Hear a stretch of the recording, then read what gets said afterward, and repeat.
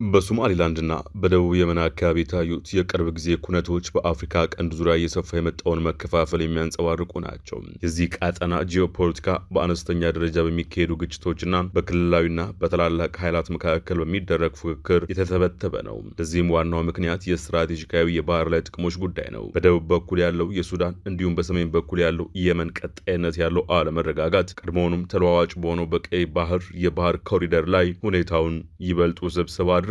በአፍሪካ ቀንድ ቀጣና ያለው የጂኦፖለቲካዊ ሚዛን ወሳኝና የለውጥ ነጥብ ላይ ይገኛል። የቱርክ ኤፍ-16 ተዋጊ አውሮፕላኖች በኢትዮጵያ ጎረቤት ሶማሊያ መድረሳቸው ደግሞ መጻኢውን ጊዜ ይበልጥ አስከፊ እንዳያደርገው ተሰግቷል። በዛሬው ጥንቅር የእነዚህን ተዋጊ አውሮፕላኖች ሞቃዲሾ መከተል መነሻ በማድረግ ከኢትዮጵያ ጋር የሚያገናኛቸውን ሰበዝን በመፈለግ ለተከታዮቹ ደቂቃዎች እንዘልቃለን። አብረን እንቆይ።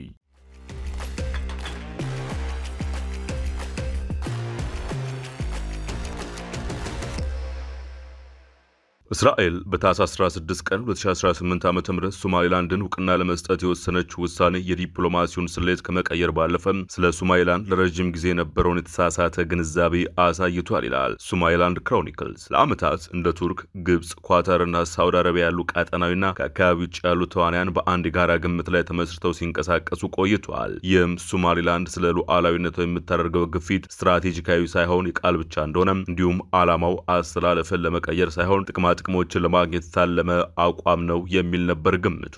የእስራኤል እውቅና መስጠት ግን ያንን ግምት ሰባብሮታል። ከዚያ በኋላ የተከሰተው እርምጃ የተቀናጀ ምላሽ ከመሆን ይልቅ ተከታታይ የሆኑ ያልታሰበባቸው ድንገተኛ ምልክቶች ሲሆኑ ከነዚህም ውስጥ በጉልህ የሚታየው የቱርክ የኤፍ-16 ተዋጊ አውሮፕላኖች ወደ ሶማሊያ ማሰማራቷ ነው።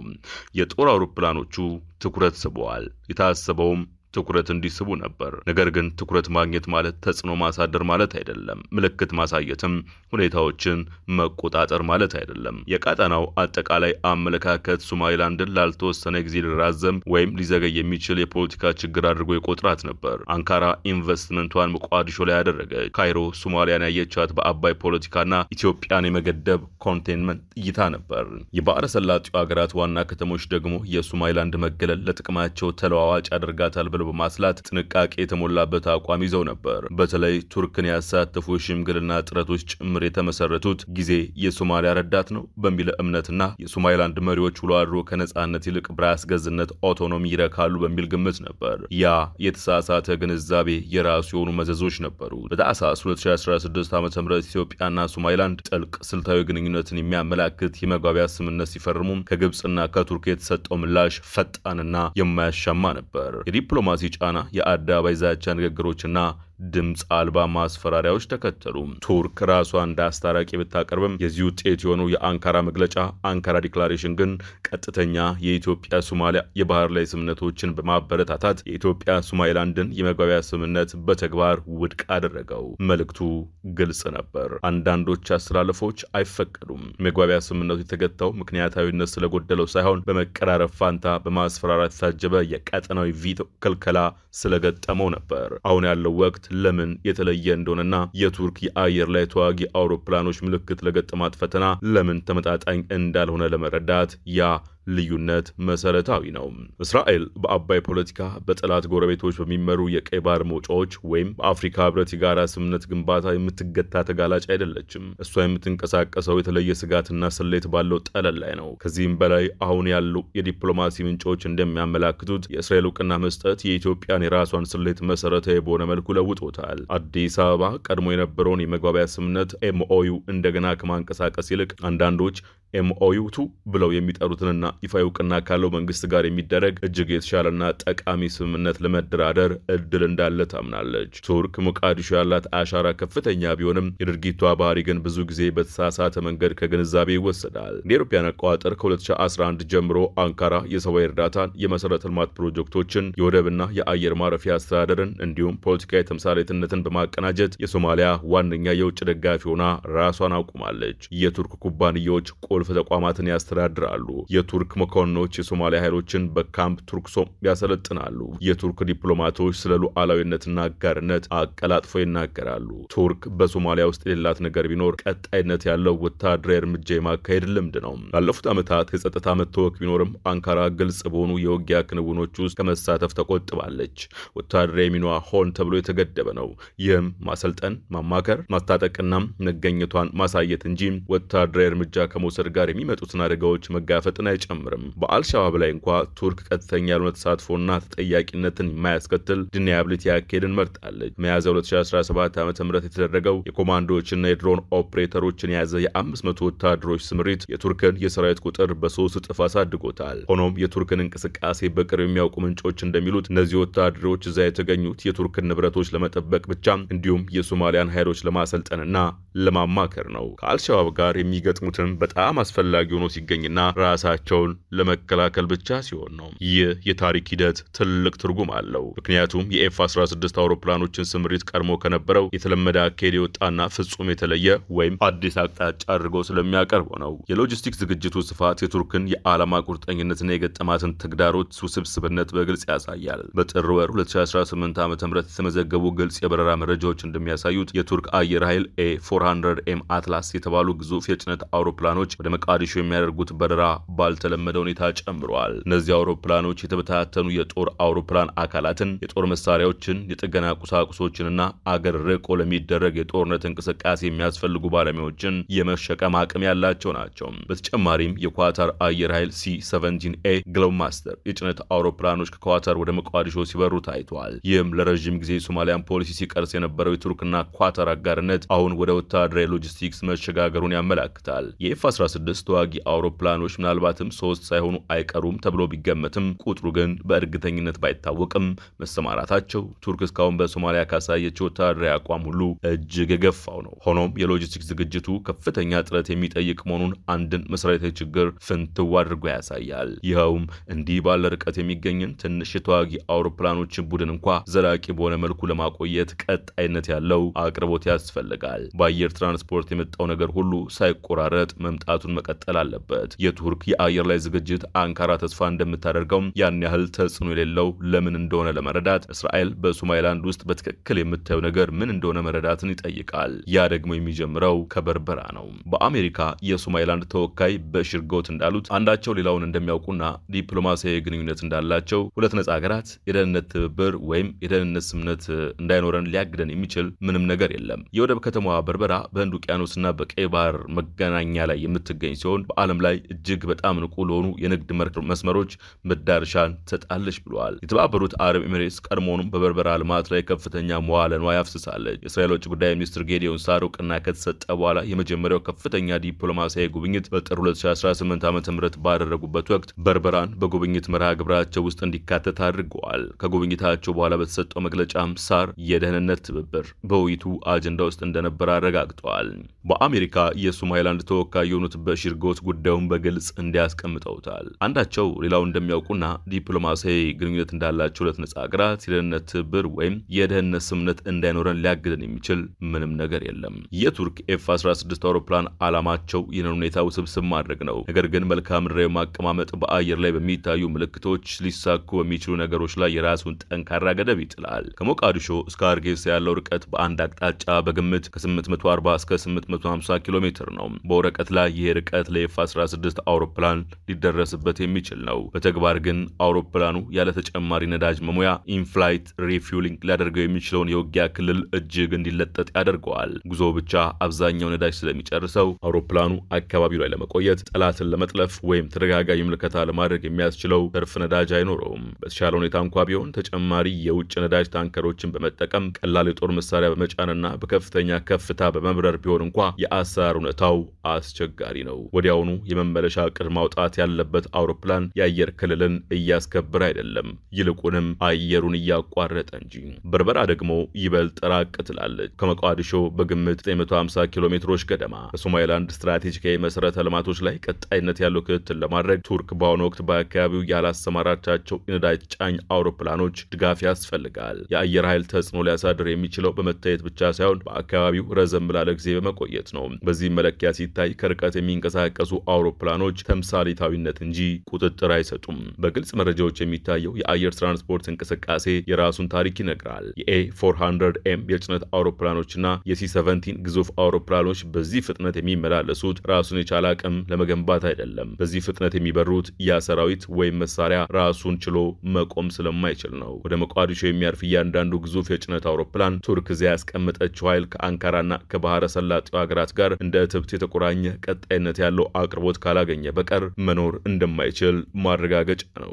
አንድ ትንሽ ቡድን ያሉት አውሮፕላኖች ቁጥር ምንም ይሁን ምን ለማሳያነት የሚሆኑ በረራዎችን ለማድረግ በቂ ሊሆን ይችላል። ነገር ግን በአካባቢው ቀጣይነት ያለው መገኘት ለመፍጠር ለጥገና የሚሆን ጊዜ ለመቋቋም ወይም በተከታታይ ክንውኖች ውስጥ አብራሪዎችን በፈረቃ ለማሰማራት በቂ አይደለም። ለዚህ ስምሪት ማሳለጫ ተብሎ ከጀርባ የሚከናወነው የሎጂስቲክስ ድካም ካለው ወታደራዊ የውጊያ አቅም ጋር ሲነጻጸር ፍጹም የማይመጣጠን ነው። የአውሮፕላኖቹን ስምሪት ተከትሎ የበረራ ክልከላ ቀጠና ስለመመስረት የሚሰራጩ መረጃዎች ቢኖሩም ሀሳቡ ግን በጥልቀት ሲመረመር መሰረት የሌለው ሆኖ ይገኛል። የበረራ ክልከላን መተግበር ከሚታሰቡት ወታደራዊ ተግባራት ሁሉ ከፍተኛ ሀብትና ዝግጅት የሚጠይቅ ነው። ይህ ተግባር ቀጣይነት ያለው የአየር ላይ ጥበቃን፣ ተደራራቢ የፈረቃ ስምሪቶችን፣ የነዳጅ ጫኝ አውሮፕላን ድጋፍን፣ የቅድመ ማስጠንቀቂያ መረጃን፣ የስለላ ሽፋን፣ ህጋዊ ፍቃድና ተግዳሮት ሲገጥምም ጦርነቱን የማፋፋም ፍላጎትን ይጠይቃል። በአሁኑ ወቅት ያለው ውስን ስምሪት ይህንን ሁሉ ሊያሟላ አይችልም። ቀጣይነት ያለው መገኘትን ሊያረጋግጥ አይችልም። ፈረቃዎችን ሊያስተካክል አይችልም። እንዲሁም ኪሳራን፣ የአየር ንብረት ለውጥን ወይም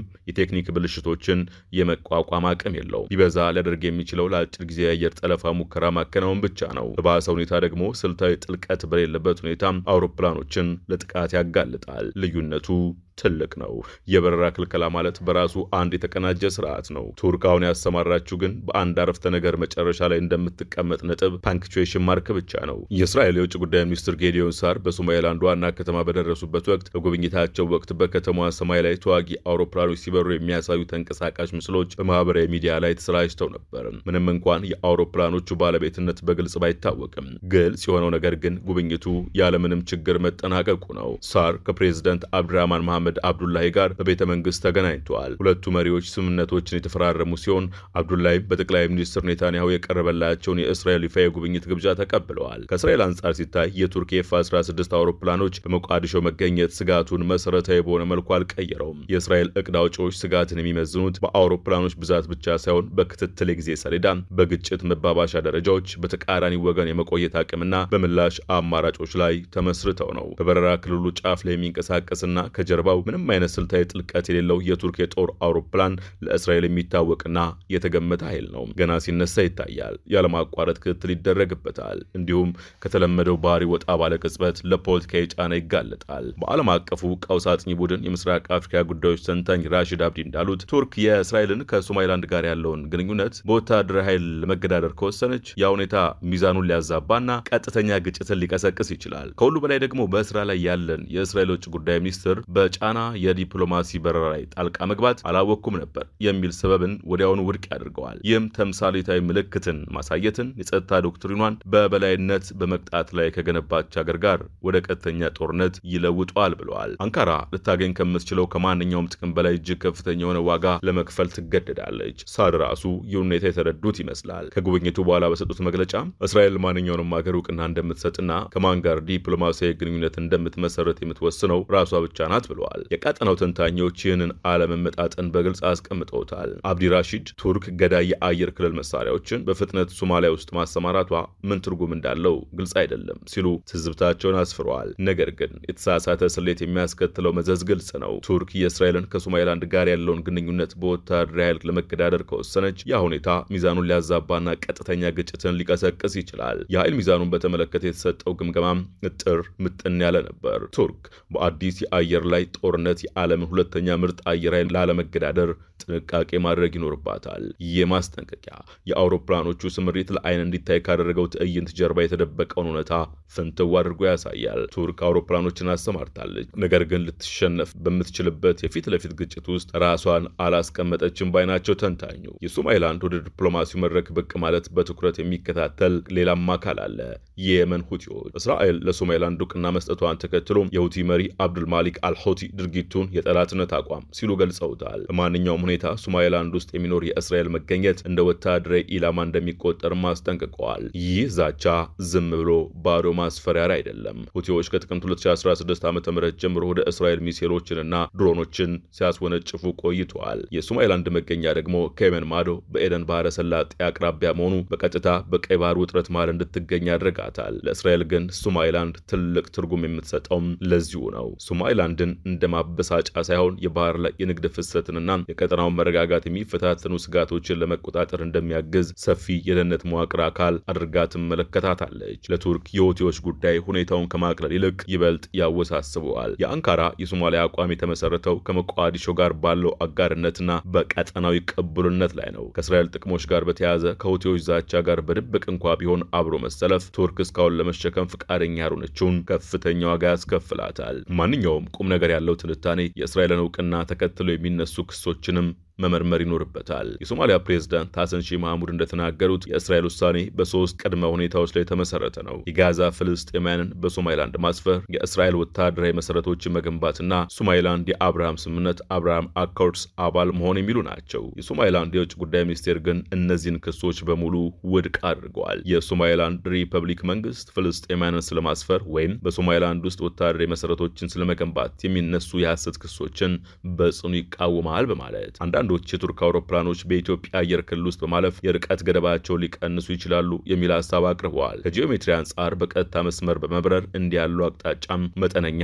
የነዳጅ ትርፍ ሊያስገኝ ይችላል። በፖለቲካዊና በስልታዊ ደረጃ ግን የሚቀይረው ነገር የለም። ወታደራዊ በረራ ግልጽ የሆነ ፍቃድን ይጠይቃል። ኢትዮጵያ ደግሞ በሶማሌላንድ ላይ ያነጣጠረ ወታደራዊ ማስፈራሪያ ውስጥ ራሷን ለማቆላለፍ የምትፈልግበት ምክንያት የላትም። በተለይም በታህሳስ 2016 ከመግባቢያ ስምምነቱ ጋር ተያይዞ ከውጭ የመጣባትን ጫና ካየች በኋላ አሁን ደግሞ የራሷን የሶማሌላንድ እውቅና ጉዳይ በውስጥ ምክክር ላይ ባለበት ወቅት ፍቃዱ ቢሰጥ እንኳን የአቅጣጫ መቀላጠፍ ቀጣይነት ያለው መገኘትን አይፈጥርም። የአቅርቦትና የጥገና ችግርን አይፈታም። መድረስ ማለት መቆጣጠር ማለት አይደለም። ለብዙ ግምቶች መሰረት የሆነው የቱርክ የኔቶ አባልነት እንደ ዋስትና ያገለግላል የሚል ግምት ነው። ነገር ግን እውነታው ይህ አይደለም። ኔቶ ከጋራ መከላከያ ኮሌክቲቭ ዲፌንስ ውጪ ለሚደረጉ የአንድ ወገን ወታደራዊ እርምጃዎች የሚሰጠው አውቶማቲክ ድጋፍ የለም። በህብረቱ ኔቶ ውስጥ በተለይ ከእስራኤልና ከባህረ ሰላጤው ቁልፍ አጋሮች ጋር ወደ ግጭት ሊያስገባ የሚችልን ወታደራዊ ማስፈራራት እርምጃ በአፍሪካ ቀንድ ውስጥ ለመደገፍ ፍላጎት የለም። አንካራ ይህንን በሚገባ ታውቃለች። ይህ እውቀት ደግሞ በይፋ ከሚሰጡ መግለጫዎች ይልቅ ቱርክን ይበልጥ እጇ እንዲታሰር የሚያደርጋት ገደብ ነው። እስራኤል ለሶማሌላንድ እውቅና መስጠቷን ተከትሎ የታየው ምላሽ አንድ ትልቅ እውነታን ይፋ አድርገዋል። ይኸውም በርካታ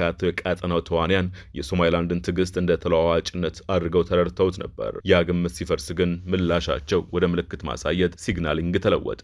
አውሮፕላኖችን ማብረር፣ መግለጫዎችን ማውጣትና ማባቢያ የሌለበትንና ጫና የበዛበትን የሽምግልና ጥረት ማድረግ ተጀመረ። የእስራኤል እርምጃ ግን የተለየ ነው። ምክንያቱም በቀጠናዊ ሁኔታ ላይ የተመሰረተ አይደለም። የሶማሌላንድ ዲፕሎማት እስማኤል ሸሯ የሳርን ጉብኝት የጌዲዮን ሳርን ጉብኝት ስትራቴጂካዊ በሆነ ወሳኝ ቀጠና ውስጥ የሚንቀሳቀሱ ሁለት ዲሞክራሲያዊ ሀገራት መካከል እየጠነከረ የመጣው ግንኙነት ወሳኝ ምዕራፍ ሲሉ ገልጸውታል። ዲፕሎማሲያዊ አጋርነቱንም ጉልህ ብቻ ሳይሆን የማይቀለበስ በማለት ጠርተውታል። የማይቀለበስ መሆኑ ደግሞ የቱርክ ወታደራዊ ስምሪት ሊፈታው የማይችለው ጉዳይ ነው። የአየር ኃይሉን ጉዞ ሊያዘገይ ይችላል። ሁኔታዎችን ሊያወሳስብ ይችላል። በዳርና ዳርም ዋጋ ሊያስከፍል ይችላል። ሊያደርገው የማይችለው ግን ሁለቱም ወገኖች ህጋዊ ለማድረግ የተስማሙበትን ዲፕሎማሲያዊ እውነታ መቀልበስ ነው። አውሮፕላኖቹ መጥተዋል። የቱርክን ቅሬታ አሳውቀዋል። ለሞቃዲሾ ማረጋገጫ ሰጥተዋል። አስፈላጊነታቸውንም ለማሳየት ሞክረዋል። ያላደረጉት ነገር ቢኖር ግን ውጤቱን መቀየር ነው። ያለ ጽናት ኢንዱራንስ የሚደረግ የአየር ኃይል እንቅስቃሴ አያስገድድም። መኖሩን ያውጃል፣ ከዚያም ጥሎ ይሄዳል። ዛሬውን የማለዳ ትንታኔ በዙ ቋጨን። አዲስ ማለዳን ሰብስክራይብ፣ ላይክ እና ሼር ማድረግን አይዘንጉ። ጤና ይስጥልን።